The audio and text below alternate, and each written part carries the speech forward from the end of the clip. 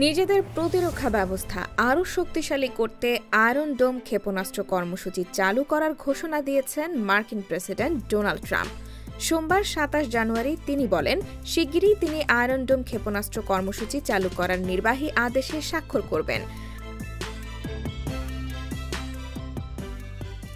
Al Jazeera জানিয়েছে, গতকাল সন্ধ্যায় দক্ষিণ ফ্লোরিডার ডোরাল গলফ ক্লাবে রিপাবলিকান আইন প্রণেতাদের উদ্দেশ্যে বক্তব্য দেন ট্রাম্প। এ সময় তিনি আয়রন ডোম কর্মসূচি শুরু করার কথা বলেন। ট্রাম্প বলেন, আমাদের একটি শক্তিশালী প্রতিরক্ষা ব্যবস্থা থাকতে হবে। শিগগিরই আমি ৪টি নির্বাহী আদেশে স্বাক্ষর করব। এর মধ্যে আয়রন ডোম ক্ষেপণাস্ত্র কর্মসূচি চালু করার বিষয়টিও রয়েছে। আমি মনে করি এটি আমেরিকানদের সুরক্ষা দিতে কাজে লাগবে।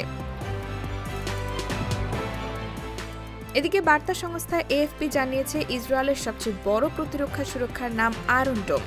হামাস, হিজবুল্লাহ ও ইরানের বহু ক্ষেপণাস্ত্র হামলা এই আয়রন ডোমের মাধ্যমে প্রতিহত করেছে ইসরায়েল। একসময় যুক্তরাষ্ট্রের কারিগরি ও প্রযুক্তিগত সহায়তা নিয়েই ইসরায়েল এই অত্যাধুনিক ক্ষেপণাস্ত্র ব্যবস্থা গড়ে তুলেছিল।